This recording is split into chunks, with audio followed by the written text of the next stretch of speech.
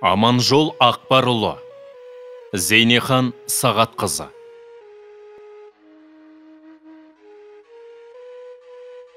Әулеттің ұйытқысы, берекесі, мейір шапағат көзі боп жүрген әкеміз, әрі балаларымыздың атасы, міне жылдар жылжып, өмірден озғанына 30 жылда зымырап өтіпті. Аманжол Ақбарұлы 1936 жылдың 16 наурыз күні Қарағанды облысы Нұра ауданы Казгородок елді мекенінде дүниеге келді. Ерте жетім қалды.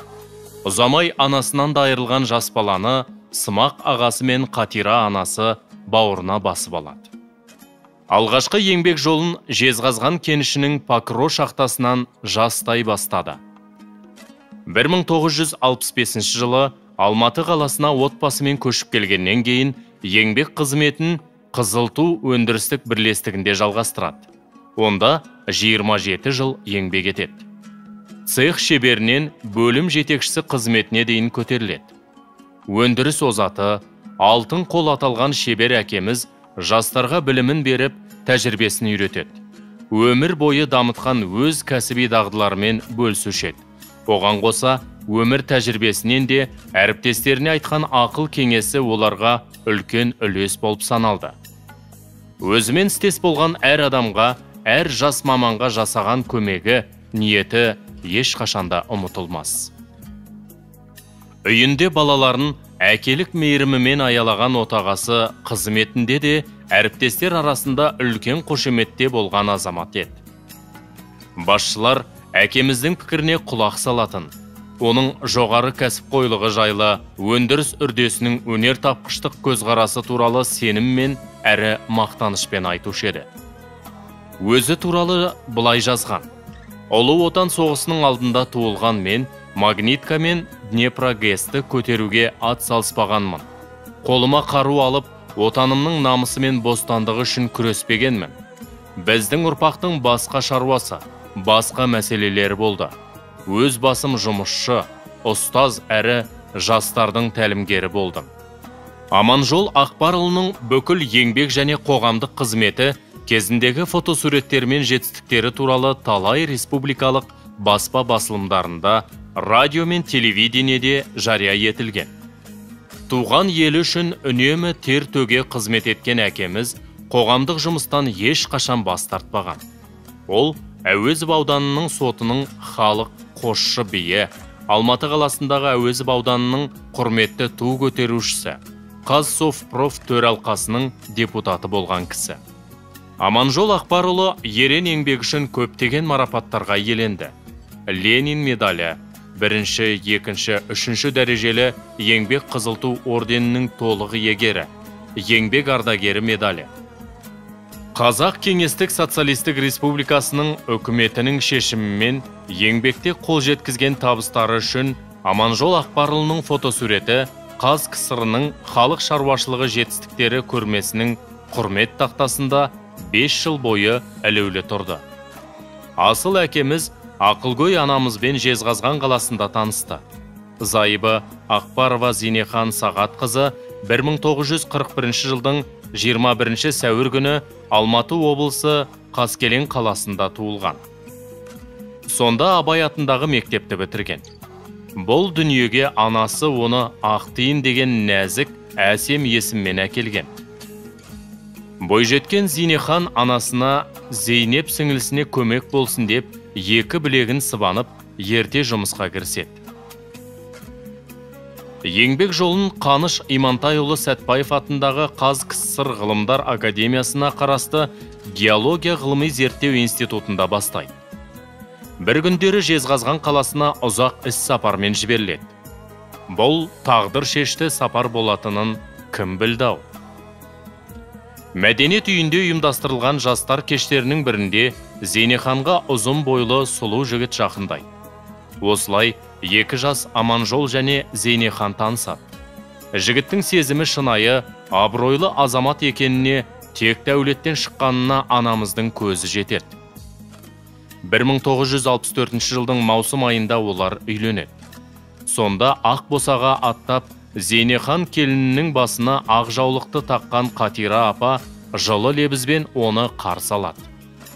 Геологиялық барлау сапарларымен байланысты жұмыс Зейнехан Сағатқызының отбасымен бірге болуы мүмкіндігінен айырады. Сол себептен ол кісі басқа мамандық алу шешімін қабылдайды. Сауда институтының Мәскеу филиалын бітірген соң, ол қоғамдық тамақтану инженер-технологы санатын алды. Әскерлік белсенділігі мен кәсіби біліктілігінің арқасында ол қоғамдық тамақтану комбинатының жетекшісі қызметінде ұзақ жылдар бойы жұмыс істеді. Сөйтіп, өмір ағымы өз арнасына түседі.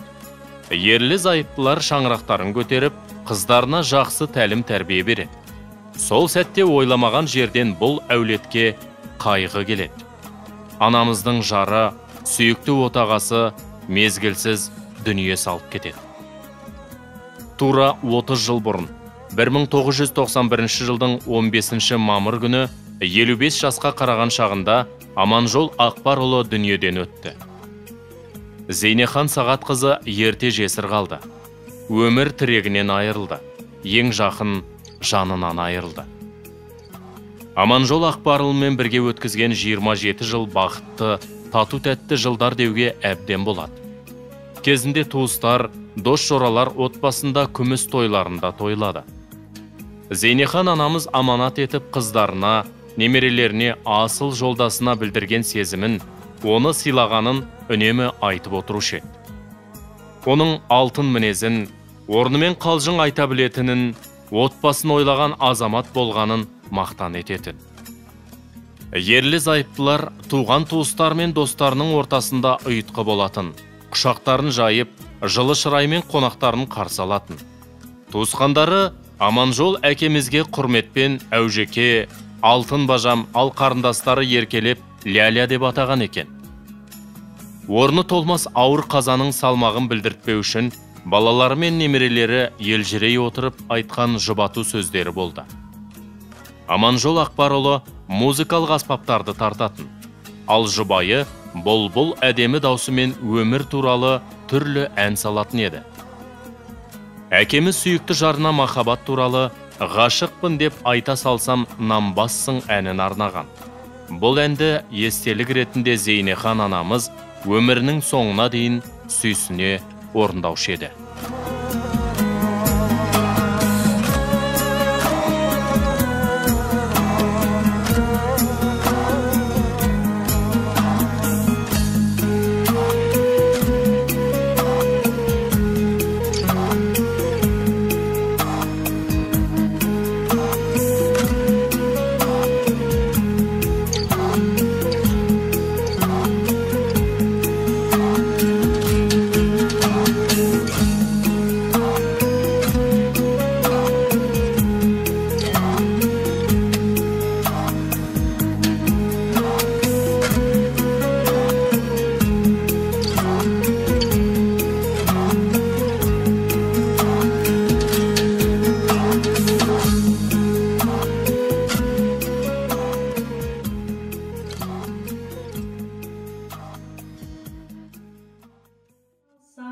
Basam, бере салсаң жүрегімді алмасам, тап осындай болғаныңа қуанам, сендей жанға шын өмірлік жолдаспын.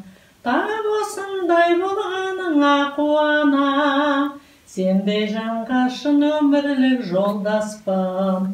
Ал әзірге танысайық кел бері, толсын менің көңілімнің кем жері. Біз екеуміз кеме жасап алғанша, толқи берсін махаббаттың көлдері. Біз екеуміз кеме жасап алғанша, толқи берсін махаббаттың көлдері. Ғашықпын деп айта салсам нанбасын, бере салсам жүрегімді алмасын.